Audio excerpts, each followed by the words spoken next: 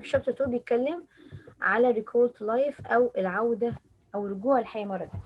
هنا ديكنز started the chapter describing a very miserable scene. بدأ الشابتر يوصف مشهد كويس جدا. ايه المشهد ده؟ العمال هما بينزلوا الخمور الكاسكس اوف واينز يعني ازاز الخمره accidentally one of the casks dropped or was dropped and fell on the ground and smashed. ازازه من الازاز اتكسرت اتكسرت على الارض وقع بقى فيها ايه الخمره اللي جواها. ايه اللي حصل؟ بيقول هنا مجرد ما الحدث ده حصل في مكان اسمه سان أنطوان. مكان كان اسمه سان أنطوان، ده أحد أحياء باريس. تمام. هو مين بس اللي بيحكي؟ تشارلز ديكنز اللي هو الرايتر. اوكي تمام، اللي هو كاتب القصة. بيقول أول ما حصل الكاسك ده في المكان ده المفروض إن هو is very poor. الحي ده very poor، فقير جدا. people are suffering from hunger. They pay a lot of taxes and they couldn't feed themselves or their children. لا كانوا عارفين يأكلوا نفسهم ولا يأكلوا أطفالهم. فلما مشهد الكاسك ده اتكسر، ايه اللي حصل؟ بيقول لك هنا all the people stopped what they were doing and rushed to the cask. كل الناس وقفت اللي هم بيعملوه وجروا على الإزازة المكسورة ديت. ايه اللي حصل؟ بدأوا بقى يعني يلحسوا الخمرة ديت، بدأوا يحطوا قماش في الخمرة اللي وقعت ديت ويحطوه يبلوا مثلا القماشة ديت، وتبدأ الأمهات تعصر نقط الخمرة في بق أطفالها. الأطفال بدأوا ينزلوا على الأرض يلحسوا الصخور اللي واقع عليها قطرات الخمر. في مشهد يعني ايه مشهد a very tragic scene. بيقول هنا ان الواين دي كان لونها ريد، كان لونها احمر. فبدأ الشارع كله بقى ايه، بقى كأنه لونه كله احمر، كله بقى احمر ريد. كل الارض بقى لونها ايه، اتكست باللون الاحمر. ففي واحد اسمه جاسبرد، خلي بالي من اسم الشخص ده، اسمه جاسبرد، مسك او حط ايده في الواين دي وكتب على الحيطة بلاد. بلاد يعني ايه؟ ها، يعني ايه بلاد؟ دم. كتب بلاد على الحيطة. فمستر مسيو ديفارج اول ما شاف المنظر ده جري بسرعه وبدا يخبي منظر الكلمه اللي هو كاتبها على الحيطه.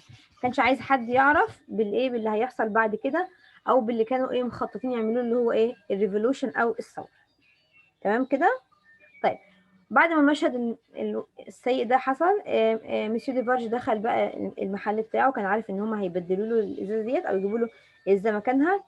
وشويه كده هنلاقيه يتكلم مع ناس اسمهم 3 جاكس. تمام، هيتكلم مع ناس او بيبول اسمهم 3 جاكس. الناس دولت مش هو جاكس ده مش اسمهم الحقيقي. تمام، هم مدين كل واحد فيهم جاك 1 جاك 2 وجاك 3 كايه كنيك نيم كسيكريت نيمز. تمام، عشان ما حدش يعرف their real names or their identity. مش يا ماهي؟ يبقى ما كانوش بيسموا اسمائهم يعني بيندعوا على نفسهم اسمائهم الحقيقيه، لا كانوا بينطقوا جاك 1 جاك 2 جاك 3 and so on. clear؟ تمام.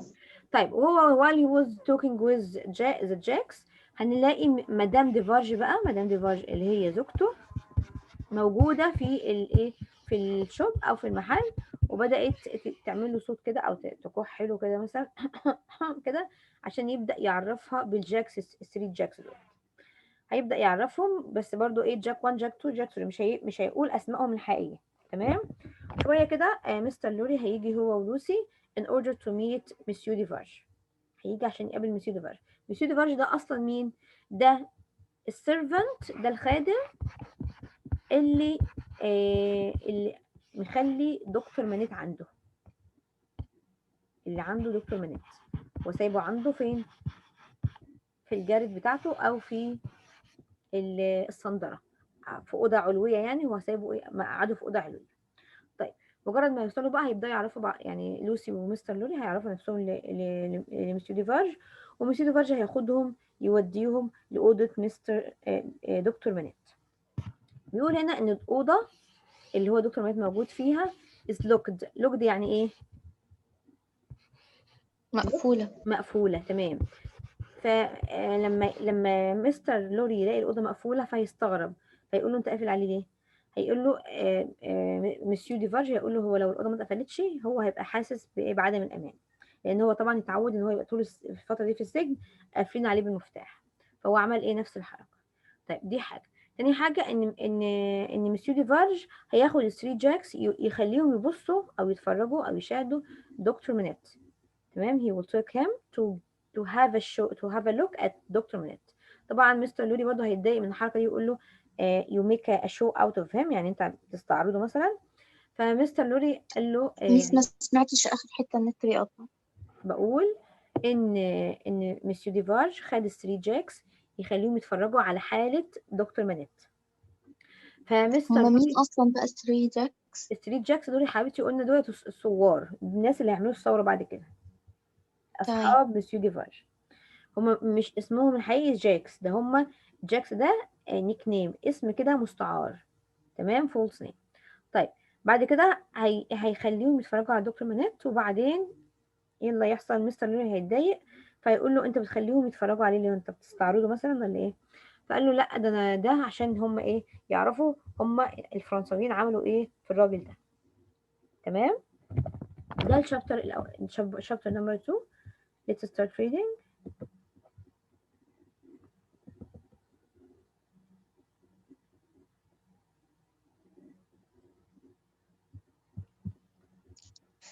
شابتر 2 ده اللي هو بيبدأ بالزسين. Yes, the scene changes. تمام. to the suburb of Saint Antoine. suburb of Saint Antoine يعني ضواحي سانت أنطوان. اوكي. لان بقى اتغير، هم كانوا خلاص مسافرين، كان ان مس لوسي ومستر لوري كانوا موجودين في دوفر، وبعد كده هياخدوا المركب عشان يوصلوا لمين؟ لباريس او فرنسا. اوكي. تمام. ماشي يا حبيبتي. ستارت. The scene changes to Yes. the spark suburb of of Saint Saint Antoine. Yes. in Paris.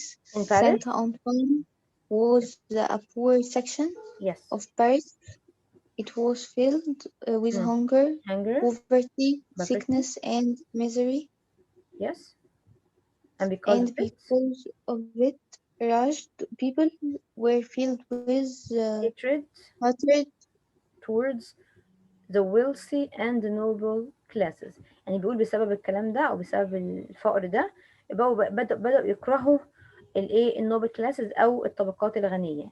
في كراهيه كده ان هم عايشين في يعني مرفهين، واحنا عايشين في فقر مش لاقيين ناكل. تمام. the wealthy and the noble classes of Paris who cared nothing for the misery or for their misery. يعني هم ما حدش بيعبرهم او حد بيخلي باله منهم ان هم بؤساء او فقراء.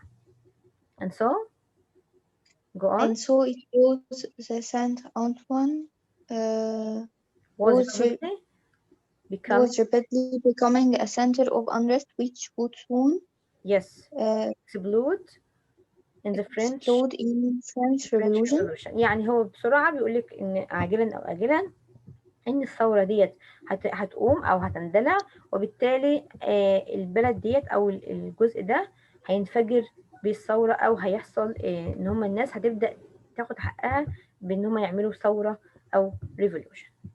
Continue.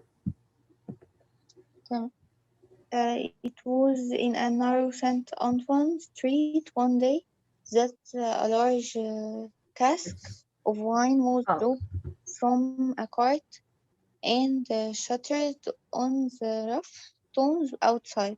تمام. بيقول هنا ان في احد ازاز الخمر اتزحلقت كده وقعت من العربيه واتدشدشت، وقعت على الصخور، اتكسرت.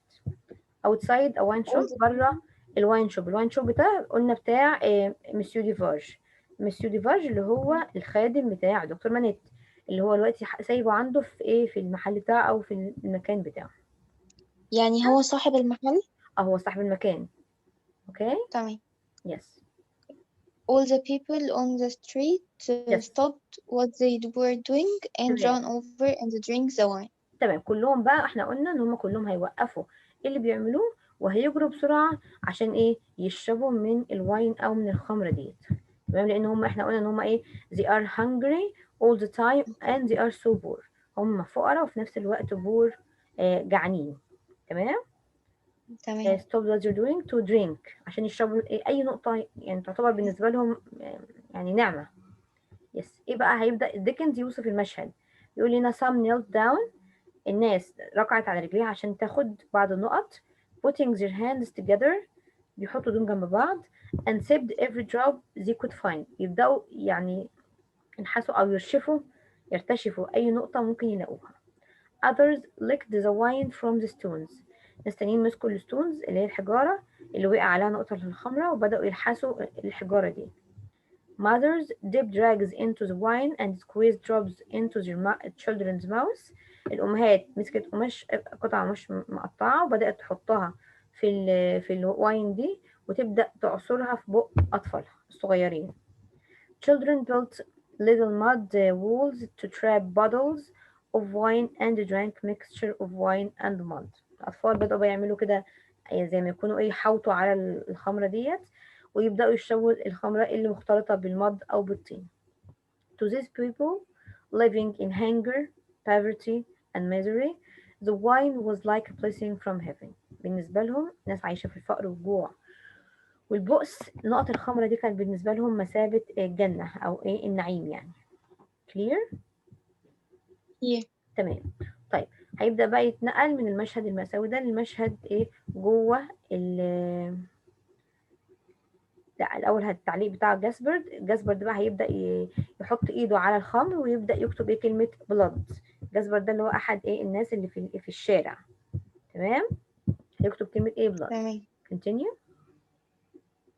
The wine was red and had stained the street and made it look like blood.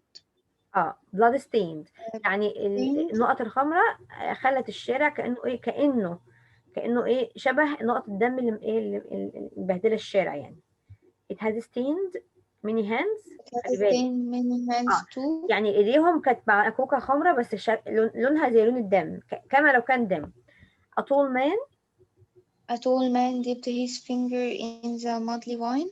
Yes. Muddy wine. Yes, and wrote on one of the walls blood. وراح كاتب كلمة blood on the walls. and indeed يعني بالظبط ده اللي هيحصل.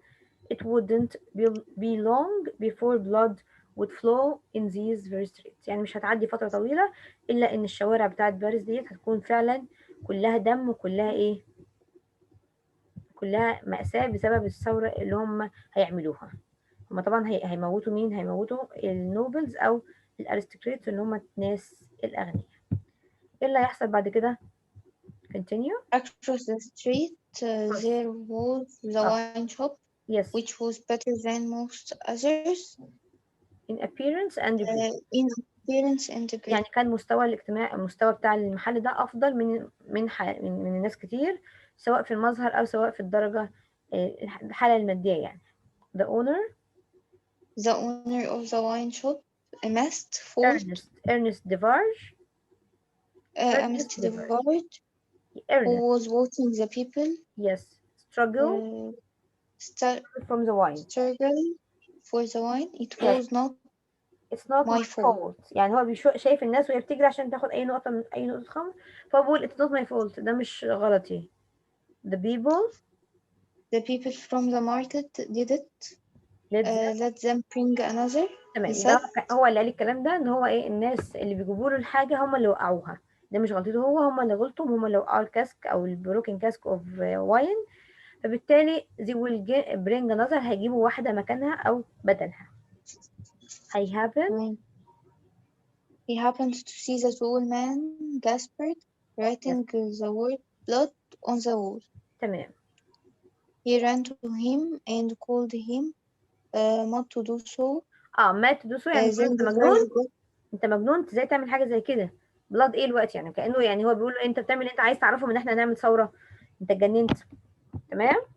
then the Verge got a handful of mud with which he whipped the wine off the wall and then crossed the road and entered the wine shop. يبقى هو جري بسرعه يغطي اسم كلمه بلاد ديت بالطين او بالمد وايه عشان محدش ياخد باله من البوليس او الشرطه، وبعد كده رجع المحل بتاعه. تمام. تمام. ده هنكمل بعد كده. بيقول DeVarge was a yes. well-built man. الراجل ده كان well built man، يعني جسمه ما شاء الله كويس قوي. of 30 who wore no coat. yes. And his selves were rolled up up, leaving his arms his bare. arm ان هو bare. دايما بيلبس ايه هدوم وبيرفع الكم بتاعها. he was a dark man with good eyes. yes. He seemed to have a strong character yes. and determination. يعني الراجل ده شخصيته قوية، has a strong character and determination، يعني عنده إصرار وعزيمة ان هو عايز يعمل حاجة بيعملها. اوكي. تمام. Teresa DeVarge, his wife, was a fat woman of about his age with a cat watchful eyes that seldom seemed to look at anything. بيتكلم بقى عن مراته اللي هي مدام ديفارج. يقول ان هي ست تخينة شوية او سمينة في نفس العمر تقريبا، عينيها ليها عين ثاقبة that seldom seemed to look at anything، يعني زي عين القطط كده، متعرفيش هي بتبص على ايه بالظبط. She seemed to be a woman with a strong character that she didn't often make mistakes. يعني هو شايفين ان هي برضه شخصيتها قوية، وان هي برضه ما بتعملش mistakes او ما بتغلطش تقريبا. She looked up from her seat behind the counter in the wine shop when her husband entered. كانت قاعدة عند الكاونتر او عند بنسميها البار يعني. Her knitting was beside her and she gave her husband a cuff, indicating to him that he should notice the elderly gentleman and the young lady. كحت له كحة بسيطة كده عشان ياخد باله إن مستر لوري ولوسي قاعدين موجودين في المحل. Seated at a corner table drinking some wine. قاعدين يشربوا some wine أو خمر. أوكي؟ يبقى لما مسيو ديفارج رجع المحل لقى مس لوسي ومستر لوري موجودين في المحل. بس هو الأول هيتكلم مع مين؟ مع جاكس، وبعد كده هيتكلم معه. أوكي start. There were some other customers in the shop, some playing cards while others were drinking wine. تمام. DeVarge paused the two strangers and joined the three customers yes. who were drinking at the counter. يبقى هو عدى على السترينجر اللي هو لوسي ومستر لوري، وبدأ يتكلم مع الكاستمرز الزبائن اللي قاعدين عند الكاونتر أو عند البار. He greeted each of them. He greeted each of them with the name Jax. كان كل واحد بيندهله باسم جاكس. After exchanging a few words with them. Yes. His wife picked her toss once again and gave another drink of cough. بدأت تكح مرة تانية. Madame Devarge come near them and coughed, meaning that her husband should introduce her to the three gentlemen. تمام. كانت بتطلب منها بدل بتقول عرفني، كحت له كحة كده عشان هي يعرفها على 3 gentlemen اللي هما 3 جاكس. After introducing her, she picked up her knitting and returned to her seat once again. تمام. بدأت ترجع للسيت أو للمكان بتاعها مرة تانية. Then the three Jacks paid from their wine and left the shop one by one. تمام. إن هما دفعوا حساب الحاجة اللي هما شربوها وخرجوا كده واحد ورا التاني. طيب خلي بالي بقى هما هيروحوا فين. تمام. يبقى 3 جاكس خلصوا وخرجوا واحد ورا التاني. طيب ايه اللي هيحصل بعد كده؟ هيبدأ بقى مسيو ديفارج هيتكلم مع مين؟ مع لوسي ومستر لوري. اوكي go on. Mr. Lorry, who also noticed Ernest Devarge, yes, went to the contour and spoke softly with Devarge. After exchanging a few whispered words. Yes, Devarge headed for the door, followed by Mr. Lorry and Lucy out the shop. تمام. يبقى هما كده عملوا ايه؟ هما اتكلم مستر لوري اتكلم مع مسيو ديفارج بعد كلام بس صوت واطي، وبعد كده خرجوا من المحل مع لوسي ومسيو ديفارج. الثلاثة خرجوا مع بعض. Devarge led them toward a narrow wedding. winding staircase of a dark courtyard. دخلهم كده يعني طلعهم لفناء البيت او فناء الخارجي وبدأوا يطلعوا على سلالم رفيعة جدا. then Diverge bent down one knee to Lucy, the child of his old master. Yes. يعني هو ايه ركع كده على رجل واحدة اللي قدام لوسي اللي هي بنت الاولد ماستر او بنت دكتور مانيت and kissed her hand بس ايديها يعني كأنه بيعبر لها يعني عن الظلم اللي باباها شافه وبيحترمها لإيه بسبب الظلم اللي باباها شافه أو لقاه في البلد دي. He told her that her father was greatly changed. Yes. They climbed the stairs. Yes. And when they reached the closed door at the top, Diverge got the key out of his pocket. لما طلعوا قدام الأوضة اللي باباها فيه مسيو ديفارج طلع مفتاح من جيبه. When Mr. Glory asked Diverge why Dr. Manette had been locked up for such a long time that if the door of the room was left open, he might get scared and harm himself anyway. يعني هو لو سابه مفتوح ممكن هو يخاف أو يأذي نفسه بطريقة أو بأخرى. تمام. لأن هو طبعا اتعود على كده إن هو اتعود إن هو يبقى دايما قافلين الباب عليه وحابسينه. مش يا حبيبتي؟ اوكي نكمل هنا بيقول they were whispering that no word of what they said reached the ears of Lucy Manette. هو بيتكلم هنا عن مستر لوري وديفارج فهم كانوا بيتكلموا صوت واطي خالص ولوسي ما سمعتش حاجة. She seemed so anxious that Mr. Lorry had to hold her hand to comfort her. كان ماسك ايديها مستر لوري ماسك ايد لوسي عشان ايه يعني ايه يطمنها او ايه يقلل من انزعاجها يعني ان هي طبعا خايفه ومنزعجه واول مره تشوف باباها فالموضوع مش سهل عليها. He said courage dear miss courage شجعي يعني خليكي شجاعه. business the worst will be over in a moment. أسوأ شيء هيعدي كمان ايه لحظه. It's about passing the room door and the worst is over. هنعدي بس من الباب ده وكل حاجه سيئه هتنتهي. Then all the good you bring to him, all the relief, all the happiness you bring to him, come now business.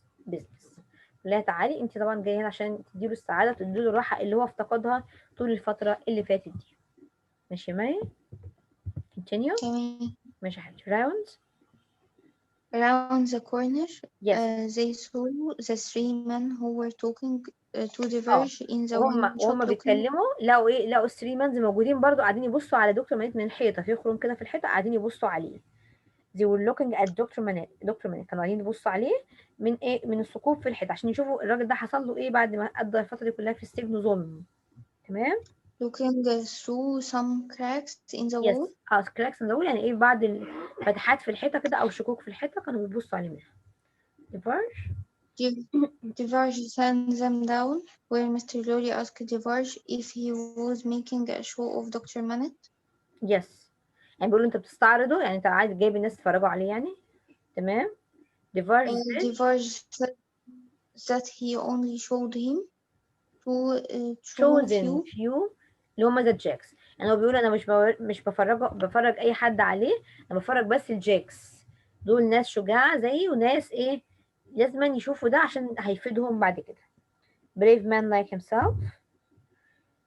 brave man like himself to whom the sight would do good. Then yes Diverge struck twice or three times. هنعمل ايه خبط كده مرتين او ثلاثه على الباب قبل ما يدخل. تمام. and drew the key 3 or 4 times to make a noise. Yes. So as to warn the person inside. تمام ان هو عمل صوت او دوشه عشان ايه يعرف او يحذر الشخص اللي جوه اللي هو طبعا دكتور مانيت. The door slowly opened and looked into the room and said something. تمام. فتح بقى الباب بالراحه كده ودخلوا من الباب. Diverge then asked them to enter.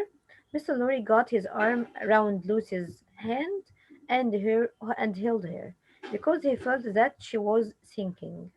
كان طبعا ماسكها او واخد باله منها لأنه كان خايف عليها إن هي ممكن يحصل لها حاجة أو يغمى عليها مرة تانية. When the door was opened, they saw a white-haired man sitting on a low bench, his back to the door, facing the room's only window. He was bending over a pair of shoes that he was making. كان راجل كبير في السن، شعره أبيض، قاعد على اللو بنش، يعني البنش منخفض، وشه للشباك وظهره للباب، وكان قاعد يعمل زوج من الأحذية. ده كده الشابتر. نبص على questions with model answers. بيقول هنا speak about Saint Antoine as a part of Paris and about the people who lived there, giving an example of the misery of the people. اتكلم هنا عن الناس بتوع سانت أنطوان اللي هم كانوا بيعانوا من الفقر، وندي examples على الحالة بتاعتهم أو الحالة السيئة بتاعتهم. نقول إيه؟ Saint Antoine was one of the poorest parts in Paris. تمام. Yes. The streets were dirty. The poor people who lived there were uneducated. uneducated. uneducated يعني مش متعلمين، غير متعلمين. uneducated. hungry. Cold, and sick. The people lived like animals. They're like animals. الناس كانوا عايشين هناك طبعا، اللي يشرب، اللي يلحس الحاجات من الأرض واللي ياكل من على الأرض، طبعا ده طبعا just like animals، زي الحيوانات بالظبط. They looked suspicious and afraid. Yes. Like wild beasts being hunted. زي الحيوانات ايه؟ like wild beasts hunted. الحيوانات اللي ايه؟ contained only worst. Yes. shops contain only worst of things. حتى المحلات مفيش فيها الا أسوأ حاجة، مفيش فيها حاجة كويسة. The scene of the wine cask. The scene of the wine cask shows how miserable and poor the people are. Yes. When the cask was dropped, the people rushed like wild animals. Yes. To have free drops of wine that was mixed with mud. تمام. هم كانوا عايزين نقط حتى من الخمر، حتى لو كانت مختلطة أو ممزوجة بإيه؟ بالمض أو الطين. لا ده مش تراب، ده طين. مض اللي هو الطين. تمام. طيب نشوف نمبر 2. بيقول what did Gaspard do. Gaspard ده اللي هو التول مان، اللي هو كتب على الحيطة حاجة. what did he do? He dipped his finger in the muddy wine and wrote the word blood on the wall, because he believed that the revolution would break out and the blood would flow like wine in the streets. هو كان شايف ان فعلا ان الريفولوشن هتحصل، وان الدم ده هيملي كل المكان زي ما الخمر عملت لما وقعت في الشارع. يقول لي بعد كده describe Mr. Devarge. هنوصف Mr. Devarge. He was a strong repelled and bull-necked man of 30. bull-necked يعني عنيد، دماغه عنيدة زي ما يكون بول، زي الطور كده. سوري يعني. He was dark. with good eyes and good humored looking يعني ايه؟ كان دمه خفيف يعني بيهزر. تمام. He was such a determined person. Yes. Was no sign of any weakness. ما كانش عنده أي نوع من الضعف، إن هو كان راجل يعني قوي. strong man, strong character, is not weak at all. ما كانش ضعيف، كان عنده قوة أو كان عنده إصرار وعزيمة. Number 4 بيقول describe Madame Devarge. Madame Devarge, the wife of the wine shopkeeper. Yes. Was a fat woman. تمام. Of about his own age. Yes. She had a watchful eyes that seldom seemed. Seldom means rarely. Seldom معناها never أو rarely. seemed to look at anything. عارفة أنا القطة كده ما تعرفيش القطة بتبص على إيه، فهي نفس الكلام، كان لها نفس العيون دي. but nothing had. Yes. But nothing had ever escaped her eyes. Nothing had ever escaped her eyes. ما فيش حاجة إيه بتعدي من تحت عينيها. She had a strong character and she didn't often make mistakes. تمام. She was always seen دايما بنشوفها وهي ماسكة بتشتغل في ايه، في شغل إبرة كده أو شغل حياك. طيب Who was Monsieur Defarge talking to near the counter؟ كان Monsieur Defarge بيتكلم مع مين؟ بالجنب الكاونتر أو بجنب البار. ها.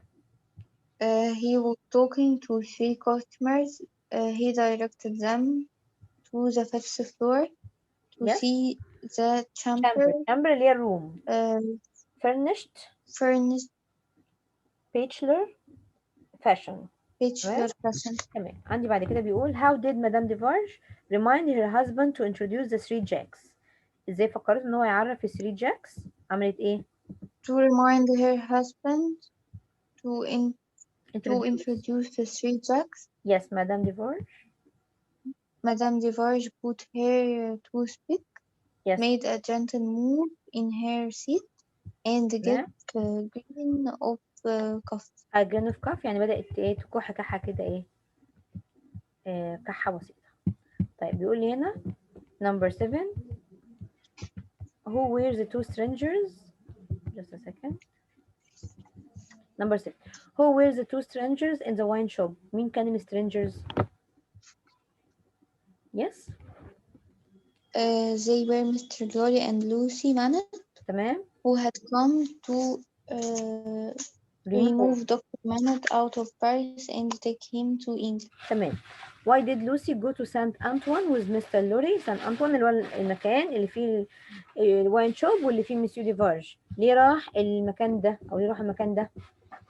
Lucy and Mr. Lorry went to Saint Antoine to bring Dr. Manet back. Yes, to bring him back عشان إيه؟ يرجعه مرة تانية للحياة. Why was Saint Antoine considered the center of unrest؟ ليه يعتبر المكان ده بؤرة أو مكان للقلق أو المشاكل؟ Saint Antoine was a poor section in Paris, which was full of poor, hungry people, filled with hatred toward wealthy people who do not care for them. It was considered the center of unrest and the beginnings of the French Revolution.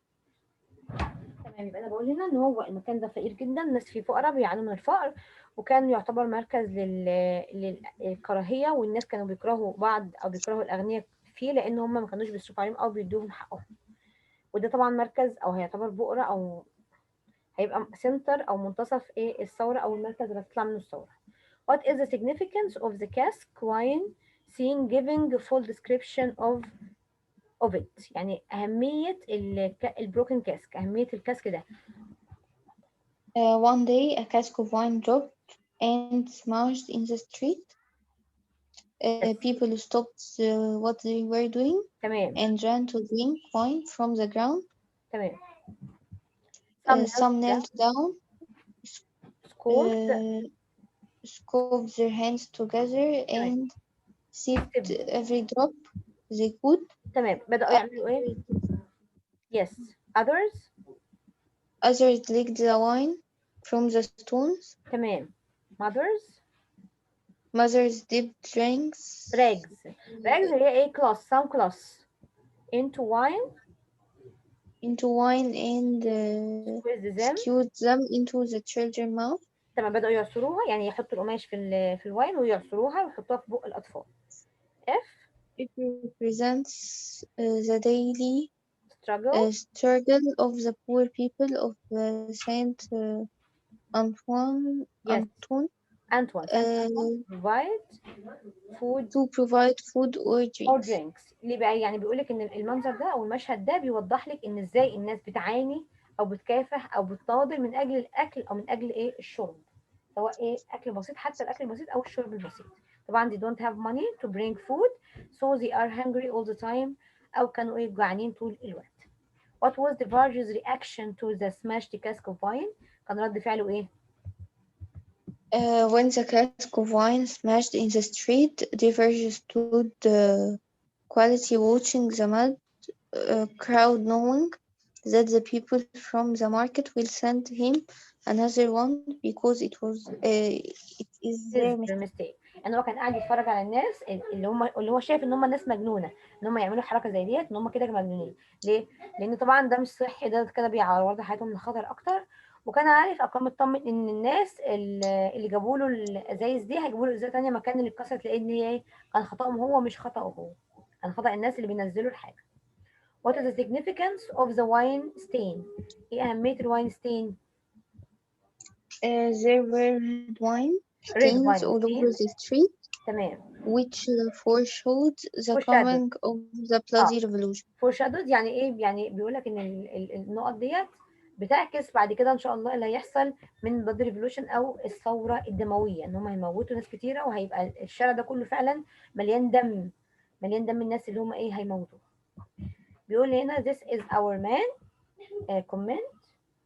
Mr. Lorry said that to Miss Lucy. تمام. هو هنا بيتكلم عن مين؟ بيتكلم هنا is talking about Monsieur Defarge. تمام. this is our man بيتكلم عن Monsieur Defarge. is he alone? is he alone? Mr. Lorry said that to Mr. Devarge. Monsieur Defarge هنا بيتكلم عن مين؟ بيتكلم هنا عن دكتور منات. دكتور منات بيتكلم عن دكتور منات. of course he is always alone. of course he is always alone. هو دايما لوحده. Mr. Devarge said that to Mr. Lorry. مستر ديفارج قال ده برضه المستر هنا عن برضه مين؟ عن دكتور منات. I'm afraid to see him. I'm afraid to see him. Miss Lucy said that to Mr.